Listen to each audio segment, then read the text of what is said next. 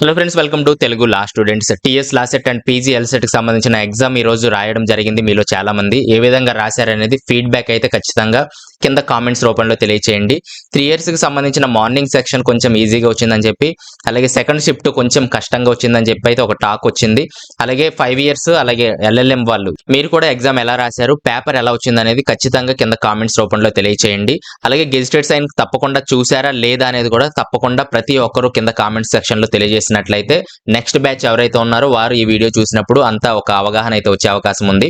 కాబట్టి తప్పకుండా కామెంట్ అయితే తెలియచేయండి. నెక్స్ట్ కీ పేపర్ ఎప్పుడు వస్తుంది అంటే, కీ పేపర్ అంటే ఏంటంటే మీరు ఏదైతే ఆన్సర్స్ ఇచ్చారో అలాగే కరెక్ట్ ఆన్సర్ ఏంటనేది కూడా క్వశ్చన్ పేపర్ తో సహా అక్కడ ఉండడం జరుగుతుంది.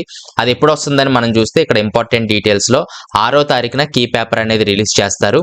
ఈ కీ పేపర్ మీరు చూసినట్లయితే అప్రాక్సిమేట్లీ మీకు మార్క్స్ ఎన్ని వస్తాయని కూడా ఎగ్జాక్ట్ గా తెలిసిపోతుంది. అఫీషియల్ గా రిజల్ట్స్ రావాలంటే ఒక 1 మంత్ పడుతుందండి.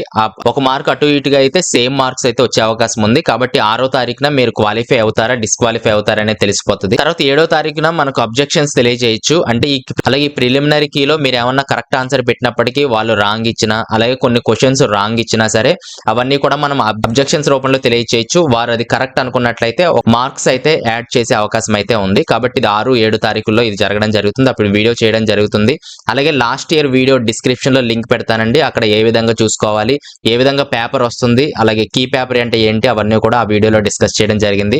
ఆ లింక్ కింద డిస్క్రిప్షన్ లో ఇస్తాను, ఒకసారి వాచ్ చేయడానికి అయితే ట్రై చేయండి. అలాగే టీఎస్ లా సెట్ కి ఎంతమంది అప్లై చేశారనేది ఆల్రెడీ 30వ తారీఖున సాక్షి పేపర్ లో వాళ్ళు ఇవ్వడం జరిగింది. అలాగే రేపు ఈ రోజు ఎగ్జామ్ రాశారు కాబట్టి రేపు ఎంతమంది అటెండ్ అయ్యారనేది కూడా రేపు పేపర్ లో వస్తుంది. అప్పుడు కూడా మరొక వీడియో నేను చేస్తాను. అయితే ఇక్కడ 3 ఇయర్స్ కి సంబంధించి సుమారుగా 36,079 మంది అప్లికేషన్స్ అయితే అప్లై చేయడం జరిగింది. 5 ఇయర్స్ లో చూస్తే 10,197 మంది, అలాగే ఎల్ఎల్ఎం చూసినట్లయితే 4,408 మంది అప్లికేషన్స్ అయితే ఇవ్వడం జరిగింది.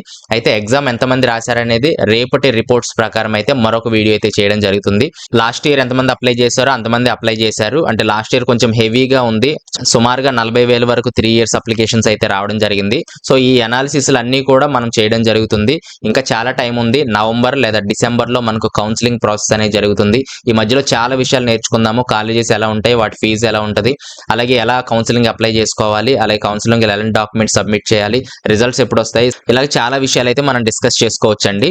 ఏమైనా కామెంట్స్ ఉన్నట్లయితే కింద కామెంట్స్ సెక్షన్ లో అడగండి, రిప్లై ఇవ్వడానికి ట్రై చేస్తాను. నెక్స్ట్ వీడియో కూడా చేస్తాను. అలాగే గెజిటెడ్ సైన్ అలాగే ఫీడ్బ్యాక్ మాత్రం ఖచ్చితంగా ప్రతి ఒక్కరు ఇవ్వడానికి అయితే ట్రై చేయండి కామెంట్స్ రూపంలో.